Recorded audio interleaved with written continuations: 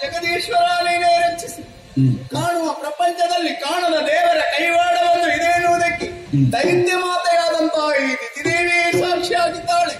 ಅಂದೊಂದು ಕಾಲದಲ್ಲಿ ಈ ಶೋಣಿತದಲ್ಲಿ ಎಷ್ಟು ವೀರರು ಶೂರರು ಆಳಿ ಅಳಿದಿಲ್ಲ. ಈ ಸಮಯದಲ್ಲಿ ಅಂತವರು ಯಾರೂ ಇಲ್ಲದ ಕಾರಣ ಅಧಿಕಾರ ತಾನಾಗಿ ನನ್ನನ್ನು ಆರಿಸಿಕೊಂಡು ಬಂತು. ಹಿರಿಯವರ ಸೇವೆಗೆ ಸ್ವರ್ಗದ ಅಧಿಕಾರವನ್ನು ಗಳಿಸಿಕೊಳ್ಬೇಕು ಎಂದು ನಾನು ಅದಕ್ಕೆ ಹೊರತುಪಟ್ಟವಳಲ್ಲ. ಆದರೆ ನನ್ನಲ್ಲಿ ಈ ಸಮಯದಲ್ಲಿ ಅಂತಹ ಪರಕಣಗಳಿಲ್ಲದ ಕಾರಣ ಇರುವ ಒಬ್ಬಳೆ ಮಗಳಾದಂತಹ ಮಾಲಿನಿಯನ್ನೇ ಇದಕ್ಕೆ ಸಾಧನವೇನೋ ಹಾಗೆ ಉಪಯೋಗಿಸಿಕೊಳ್ಳಬೇಕೆನ್ನುವ ಉದ್ದೇಶಕ್ಕಾಗಿ ಮಗಳೇ ಮಾಲಿನಿ, ಕಾನನವನ್ನು ಸೇರು, ಬ್ರಹ್ಮನನ್ನು ಕುರಿತು ತಪೋನ್ನಾಚರಿಸು, ಅದರ ಮುಖೇನವಾಗಿ ನಮ್ಮ ವಂಶವನ್ನು ಬೆಳಗುವ ಮಗುವನ್ನು ಪಡೆದು ಬಾ ಅಂತ ಹೇಳಿದೆ. ನನ್ನ ಮಾತನ್ನು ಚಾಟು ತಪ್ಪದೆ ಮಗಳು ಈಡೇರಿಸಿದ್ದಾಳೆ. ಪ್ರಾಯ ಪ್ರಬುದ್ಧೆಯಾದಂತಹ ಮಗಳಿಗೆ ಮದುವೆ ಮಾಡಬೇಕಾದದ್ದು ನನ್ನ ಕರ್ತವ್ಯ. ಆದರೆ ನನ್ನ ಮಗಳ ರೂಪಕ್ಕೆ ತಕ್ಕ ಹುಡುಗೆಯಲ್ಲಿದ್ದಾನಂತ ಯೋಚನೆ ಮಾಡಿದೆ.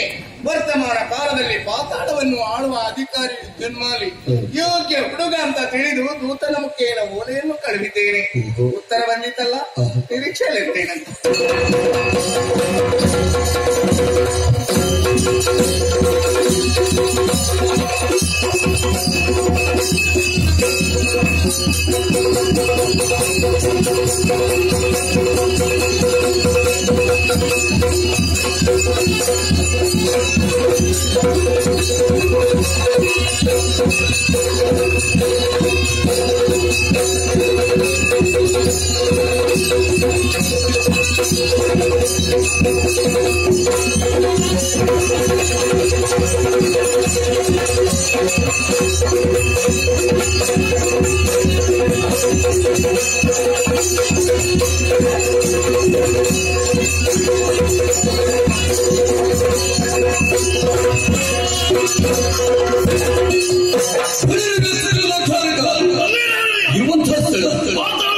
ಸರ್ವಾಧಿಕಾರಿ ಅಂತ ಹೇಳಿದ್ವಿ. ವಿದ್ಯುತ್ ಮಾಡಿದ ಬಂದಂಥದ್ದಾಗಿ